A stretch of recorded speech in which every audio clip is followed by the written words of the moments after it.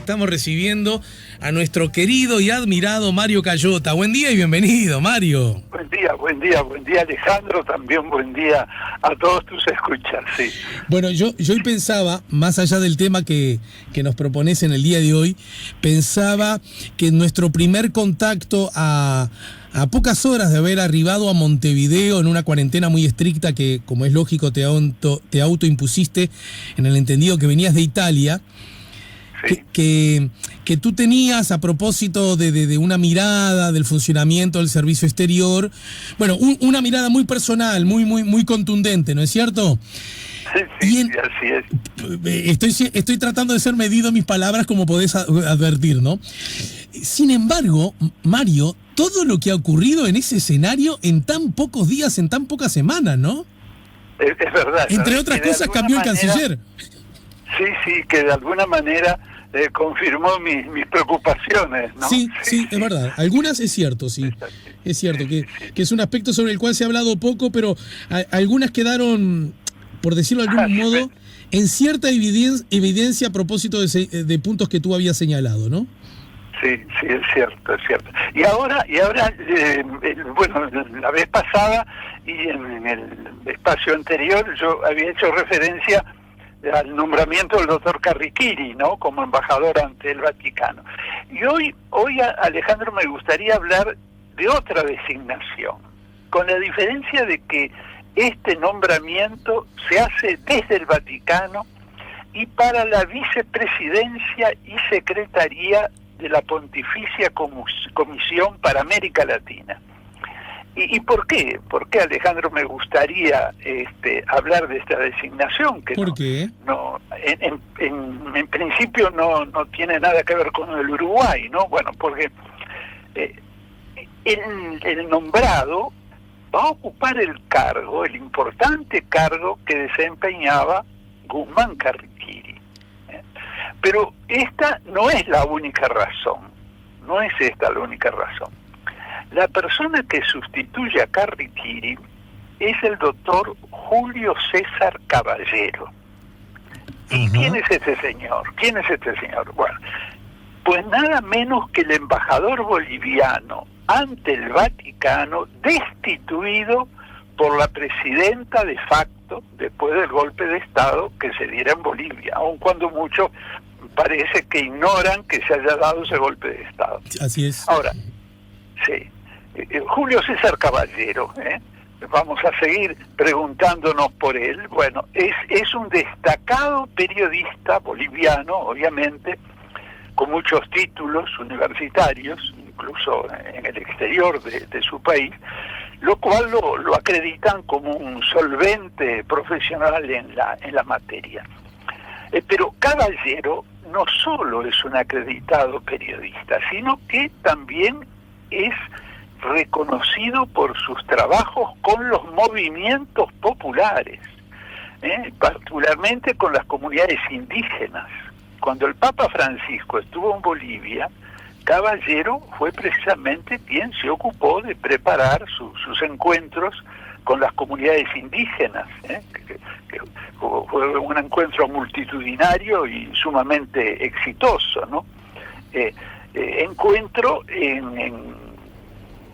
diríamos así, que tuvieron como epicentro los discursos del Papa Francisco, en que respaldó de un modo contundente, expreso, las reclamaciones de las comunidades indígenas en las movilizaciones que ellos llevan a cabo.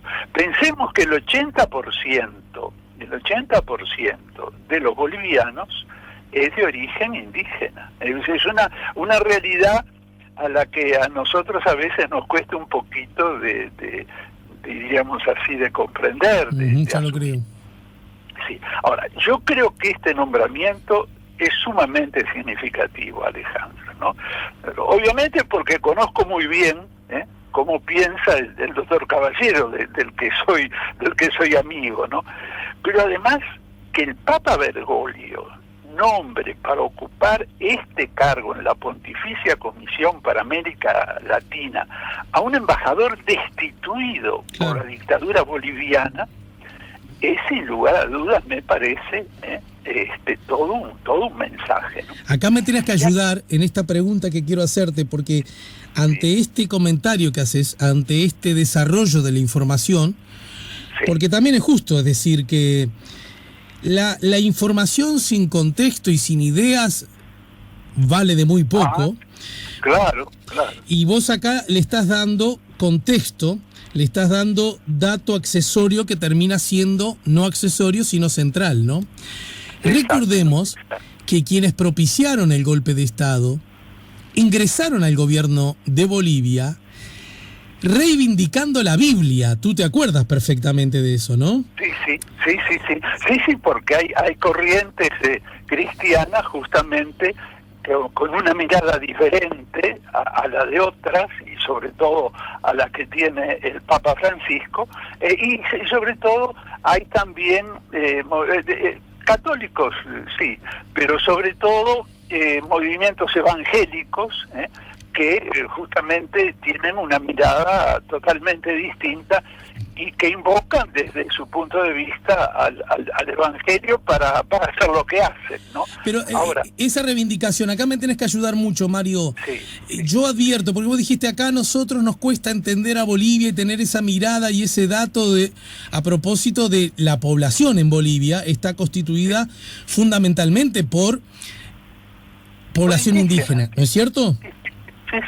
Ahora, yo he conversado en forma casual con personas que son bolivianas y que son, por ejemplo, de Santa Cruz de la Sierra. Bueno. Y esto que nos cuesta entender a nosotros, paradójicamente, también le cuesta entenderlo a ellos. Exactamente, porque esa región es la menos indígena de Bolivia. Exactamente. Así que tu comentario es muy acertado, muy atinado, porque Bolivia es plural, o sea, una cosa es el resto de Bolivia, las otras regiones, y otra, vale la reiteración, es Santa Cruz, que es justamente, repito, la menos indígena y que incluso miraba todo el movimiento de Evo Morales con mucha aprensión. Yo te puedo contar una anécdota rápidamente. Estando dando clase en Bolivia, hace años, ¿no? Después de las clases, en la nochecita estaba mirando el informativo y se estaba hablando de una reforma de la Constitución. En Bolivia se ha reformado muchas veces la Constitución. Y el que hablaba por la televisión, estábamos mirando la televisión, era un señor con un claro acento yanqui, y decía, o sea, el artículo 143 hay que dejarlo, ese artículo me parece que es necesario, pero el 142 debe de ser suprimido. Y yo como mirá las dotes de interpretación y actuación que tiene Mario Cayota. Bueno, me la estás descubriendo, un gran actor como tú, un gran honor, no es poca cosa que se me diga eso. Entonces yo ingenuamente, Alejandro, le comento a mis colegas, yo no puedo entrar en este tema, no conozco la realidad constitucional de Bolivia, pero lo que sí me parece improcedente, que un extranjero esté hablando así de la Constitución de un país que no es el de él. Y los profesores me dicen, no, Mario, es el presidente de la República, porque este señor, que era hijo de uno de los grandes empresarios cerveceros bolivianos, había vivido toda su vida en Estados Unidos, había estudiado en Chicago, o sea, hay dos Bolivias, una Bolivia minoritaria, recalco, minoritaria, que es de población no indígena, que es en general la que maneja la que manejaba los resortes de la economía, y otra que son justamente todos estos bolivianos indígenas o claramente mestizos. Y Y el movimiento de Evo Morales, más allá de sus defectos, yo no lo canonizo, para usar el lenguaje eclesial, no lo idealizo, pero tuvo el gran mérito de reivindicar a esa población indígena que era mayoritaria, explotada, reprimida, porque el gran cuento que se nos ha hecho es que con la independencia los indígenas fueron protagonistas en el proceso histórico. No, hay estudios muy profundos, muy documentados, en donde se ve que las comunidades indígenas, lejos de mejorar con la independencia, empeoraron, porque los que sucedieron a los gobiernos coloniales fueron integrantes de la burguesía liberal, que no les interesaba en absoluto, lo que les interesaba era quedarse con las propiedades de las comunidades indígenas y hacer propiedad privada de todo lo que hasta ese momento había sido propiedad comunitaria. Qué fabulosa paradoja, ¿no? Sí, qué paradoja, que es realmente una paradoja. Entonces, yo voy a avanzar un poquito más rápidamente en estas reflexiones, porque me parece muy importante hacernos algunas preguntas. Por aquello que decía el viejo Sócrates, que decía que la sabiduría viene por el preguntar, ¿no? Entonces, yo, por ejemplo, no tengo inconveniente en compartir el calificativo que tanto se usa designando a la dictadura venezolana como dictadura. Pero lo que a mí me causa perplejidad es que no se califique del mismo modo al gobierno de la señora presidenta de Bolivia, Yanine Áñez. En Bolivia, cosa que no tomamos, no tenemos conocimiento de eso, se ha asesinado a decenas y decenas de partidarios de Evo Morales, se ha reprimido de modo implacable a las comunidades indígenas. Esto está documentado, las masacres están probadas. Y sin embargo, esto no es noticia en los medios, y al régimen no se le califica de dictadura, ¿no? Es decir, recientemente se le preguntaba sobre este tema a un alto jerarca de nuestro gobierno, y decía que la situación en Bolivia era diferente, ya que en Bolivia se había iniciado un proceso de democratización. Y yo, siguiendo con las preguntas, me hago esta. ¿Qué clase de proceso es este? Cuando un día y otro también se encarcela a los opositores, ¿no? A los candidatos, que pueden serlo eventualmente en el futuro. Y ahora mismo el presidente del Tribunal Supremo Electoral de Bolivia, hombre de este régimen dictatorial, ha anunciado, dando como razón la pandemia que sufrió el país, que las elecciones establecidas para el 6 de septiembre, y que las encuestas dan que ganaría el MAS, se postergarán para el 18 de octubre. Y esto en el clima persecutorio que hemos hecho referencia. Entonces, es evidente que las elecciones, cuando se realicen, no van a tener las garantías del caso, ¿no? Porque ellas van a estar precedidas por todo este clima. Entonces, ¿cómo se puede hablar de un proceso claramente democrático, ¿no? Pero yo creo que tenemos que cambiar nuestros criterios para calificar a un país de democracia. Recurro a otro ejemplo, ahora muy recientemente, ¿no? Un país integrante del Mercosur, ¿no? Porque fue hace pocos días que esto se informó. En un procedimiento policial en Paraguay, realmente espeluznante, ¿no? Bueno, se procedió contra un grupo de personas que fueron terriblemente torturadas. Y esto, sabemos, en el Paraguay no es un hecho aislado, porque los procedimientos de la policía paraguaya en ese sentido son esos, especialmente con los pobres, los desvalidos y los marginados. Sin embargo, el Paraguay es una democracia, no fue excluido, como tampoco fue excluido Bolivia cuando la asunción de mando del señor presidente de la República. Pero yo quisiera agregar otra información más que corrobora lo que estoy planteando.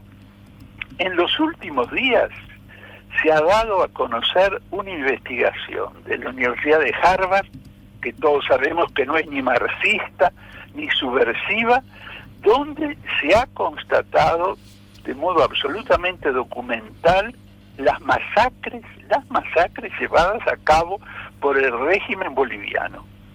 Entonces, yo más que crítica, me causa un profundo dolor, ¿no? Que se tengan criterios tan dispares, que incluso a nivel de los gobiernos latinoamericanos se califique a unas de dictadura y a otras en proceso democrático, ¿no? Pienso en Haití. ¿Quién habla de Haití? En Haití ocurren cosas terribles, la gente se muere de hambre en la calle, como yo lo comprobé. El único que habla de Haití es nuestro columnista, nuestro amigo Juan Raúl Ferreira. Uh-huh. Yo no oigo que se hable de Haití. Pero esto, ¿por qué? Sigo con las preguntas. ¿No será porque en Haití no hay petróleo? ¿No será porque en Bolivia sí, por más que devaluado y que dentro de unos años ya el petróleo no sirva tanto como ahora? Pero ¿no será porque en Venezuela hay petróleo? Entonces, yo, Alejandro, termino con una pregunta, para reflexión de los oyentes. ¿Qué es lo que más nos interesa? ¿El petróleo o las personas? ¿El petróleo o las personas? Estas preguntas son en base a los hechos. Lo importante es que cuando nosotros analizamos los hechos, no nos quedemos solo con cuando llega, porque sobre esto mucha de esta información no nos llega, pero cuando nos llega la información, que indaguemos qué hay detrás de todo eso. Que ahora que se nos dice que las ideologías han desaparecido, no es verdad. Las ideologías viven como antes, tan vivas como antes, y están detrás de todos estos sucesos, y no solamente detrás de estos sucesos, sino del modo como los interpretamos y cómo muchas veces también los silenciamos. Yo en esto, Alejandro, tengo mi conciencia tranquila, porque cuando he tenido que calificar a un gobierno que se ubicaba en las izquierdas como dictatorial, lo he hecho.